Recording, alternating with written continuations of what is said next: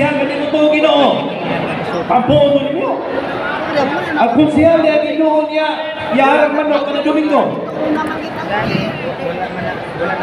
Ha? Okay.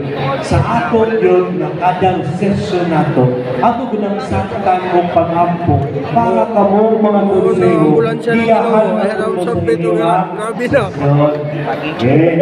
Sunod pagkutana dyan.